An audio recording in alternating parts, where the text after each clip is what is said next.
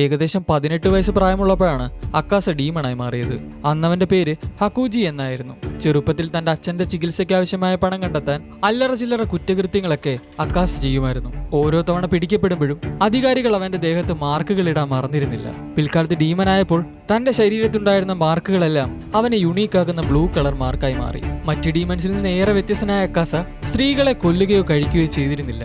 അക്കാസയുടെ ശക്തി കാരണം ഇതിന് മൂസൻ പ്രത്യേകമായ അനുവാദവും കൊടുത്തിരുന്നു. തന്റെ പാർട്ണറായിരുന്ന കൊയൂക്കിയുടെ ഓർമ്മകൾ ഡീമനായതിനു ശേഷവും അവനെ വിട്ടു പോകാത്തതുകൊണ്ടാണ് കീഴ്പ്പെടുത്താൻ എളുപ്പമായിരുന്നിട്ടും അവൻ സ്ത്രീകളെ ഉപദ്രവിക്കായിരുന്നത്.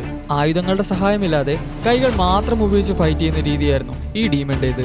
തന്റെ മാസ്റ്ററെയും പാർട്ണറെയും കൊന്ന 67ഓളം വരുന്ന ഡോജോ മെമ്പേഴ്സിനെ വെറും തന്റെ കൈകൾ മാത്രം ഉപയോഗിച്ച് കീഴ്പ്പെടുത്താൻ അക്കാസയ്ക്ക് സാധിച്ചിരുന്നു. എതിരാളിയുടെ ശക്തിയോ വേഗതയോ അനുസരിച്ചായിരുന്നില്ല ഓരോ തവണ അക്കാസ ഫൈറ്റ് ചെയ്തിരുന്നത്. മറിച്ച് ഓരോരുത്തരുടെ ഫൈറ്റിംഗ് സ്പിരിറ്റ് മനസ്സിലാക്കി ആക്രമിക്കുന്ന രീതിയായിരുന്നു. അപ്പർ റാങ്ക് 2 ആയ ഡോമയുടെ നേരെ ഓപ്പോസിറ്റ് ആണ് അക്കാസ എന്ന് വേണമെങ്കിൽ പറയാം. നിങ്ങൾക്ക് ഡോമയാണോ അക്കാസയാണോ ഇഷ്ടമെന്ന് താഴെ കമന്റ് ചെയ്യുക. അനിമെ വീഡിയോസ് ഒക്കെ ഇഷ്ടമാണ് ചാനൽ സബ് ചെയ്യുക.